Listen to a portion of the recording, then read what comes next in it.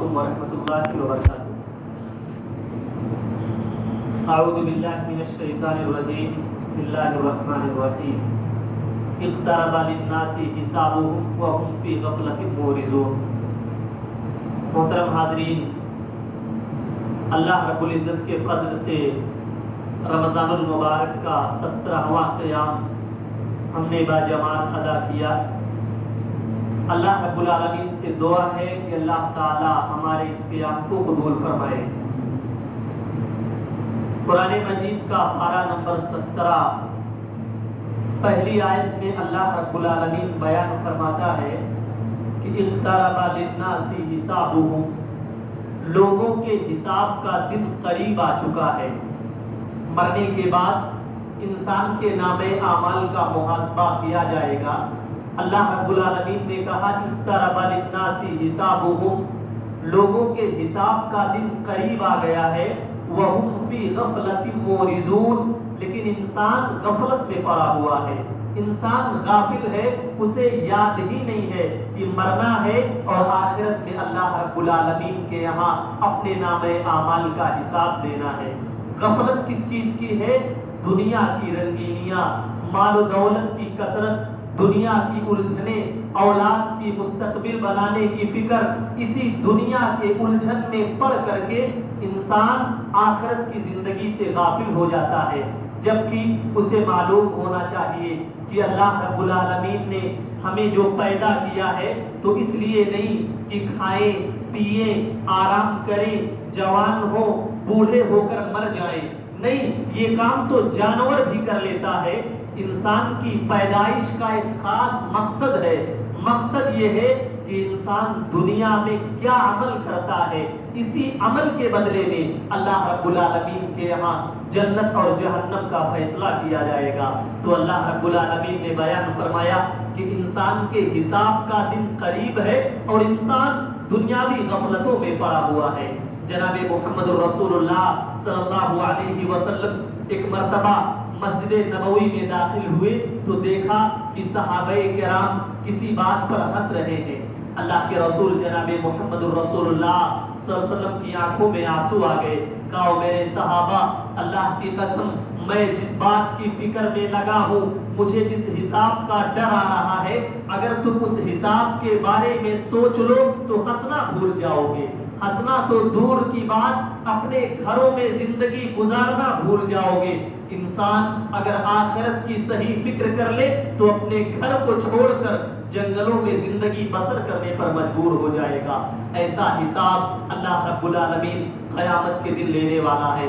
حضرت عمر فاروق رضی اللہ تعالیٰ عنہ کہا کرتے تھے حاسبو قبل ان تحاسبو، اے لوگو جب ایک دن گزر جائے نا تو اپنا محاسبہ کیا کرو، ایک دن گزار لو تو اپنا حساب لیا کرو۔ میں نے آج اس پورے دن کے اندر کتنے ایسے اعمال کیے ہیں جس سے اللہ ناراض ہو جائے گا، ان عملوں کا محاسبہ کر کے رات میں بیٹھو اور اپنے ہاتھوں کو اٹھا کر اللہ سے معافی مانگ لو۔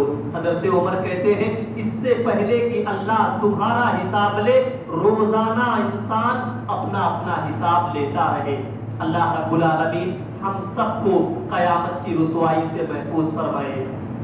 اس کے بعد اللہ رب العالمین نے حضرت ابراہیم علیہ السلام کا مفصل واقعہ بیان فرمایا۔ حضرت ابراہیم علیہ السلام اللہ کے رسول ہیں، نوجوانی کا عالم ہے۔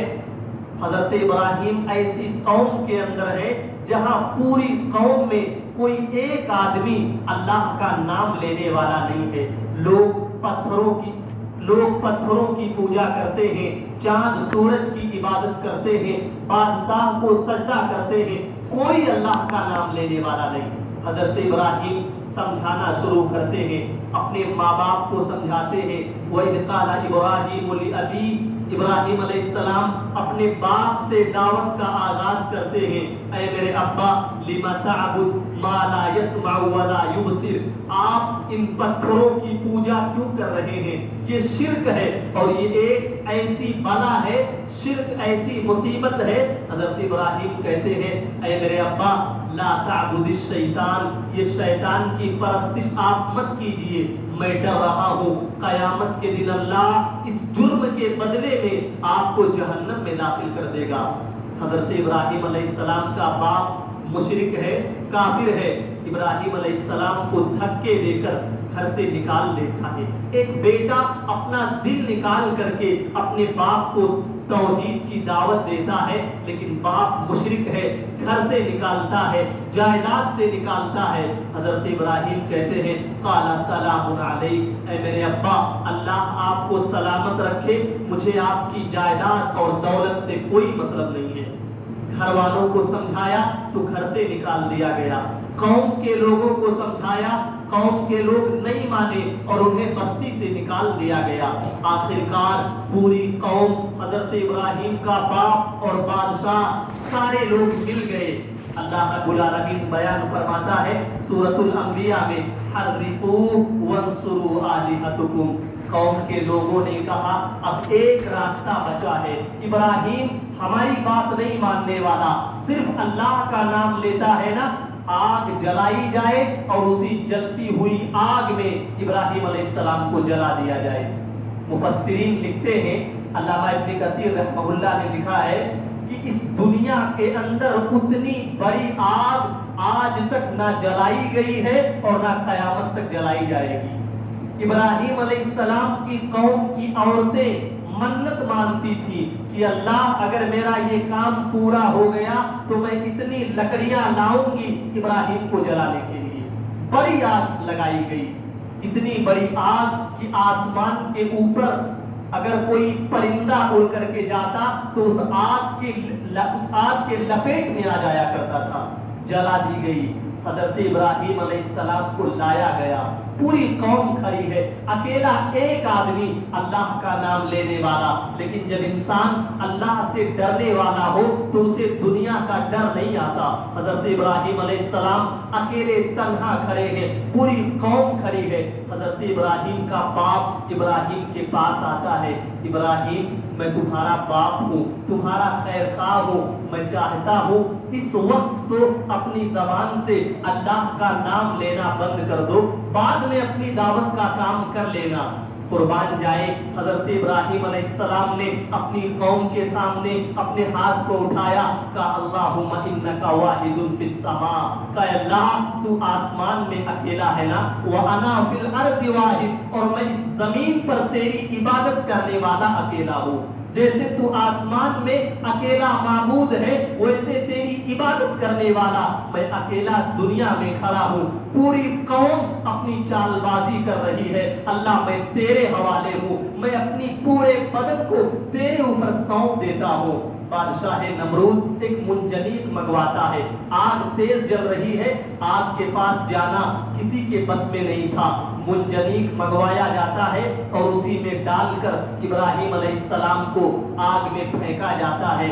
قوم کی زبان سے نکلتا ہے اتنی بڑی آگ، ایک نوجوان پتنگے کی طرح جلے گا، ایک لمحے میں جل کر ختم ہو جائے گا۔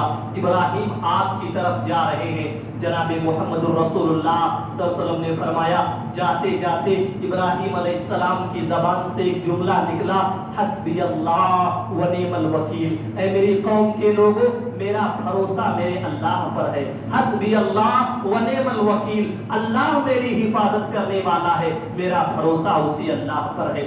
یہ دعا پڑھتے ہیں اور ابراہیم علیہ السلام آگ میں جاتے ہیں۔ اللہ نے بیان فرمایا، قلنا، ہم نے آسمان سے آواز لگا دی، یا نارو کونی بردا، اے آگ تو ٹھنڈی ہو جا، وسلاما، اور سلامتی والی ہو جا، علی ابراہیم، ابراہیم پر۔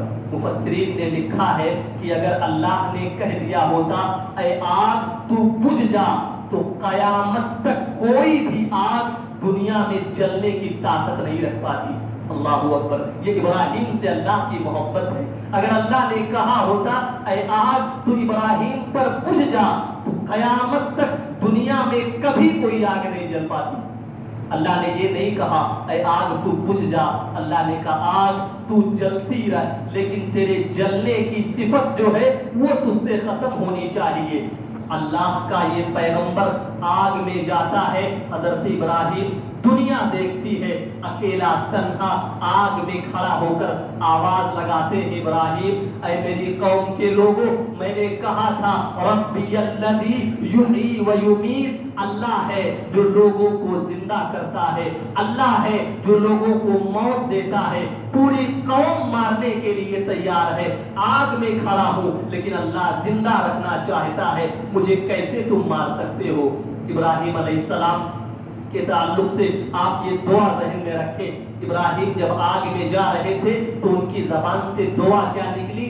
حسبی اللہ و نعم الوکیل۔ ایک مسلمان جب بھی اس پر کوئی پریشانی آئے، کوئی مصیبت آئے، کوئی تکلیف ہو، کوئی ظلم کر رہا ہو، مالی پریشانی، گھریلو پریشانی، تو اپنی زبان سے بار بار یہ دعا پڑھے حسبی اللہ و نعم الوکیل۔ اس دعا کی برکت سے اللہ نے ابراہیم کی حفاظت آگ میں کر لی تھی، تو اس دنیا کی پریشانی میں اللہ رب العالمین انشاءاللہ ضرور ہماری حفاظت کرے گا۔ اللہ رب العالمین سے دعا ہے کہ اللہ تعالی ہم تمام لوگوں کو توحید پر زندگی بھر قائم رکھے۔ اللہ رب العالمین ہم تمام لوگوں کو جب بھی ضرورت پڑے توحید کے لیے قربانیاں دینے کی، تو اللہ تعالی ہمارے ایمان کو مضبوط فرمائے۔ اللہ رب العالمین ہم میں سے جو لوگ مسلمان ہو کر بھی شرک و بدعات میں مبتلا ہیں، اللہ رب العالمین انہیں توحید کی ہدایت دے۔ اللہ ہم میں سے جن لوگوں کے ماں باپ توحید پر مر چکے ہیں،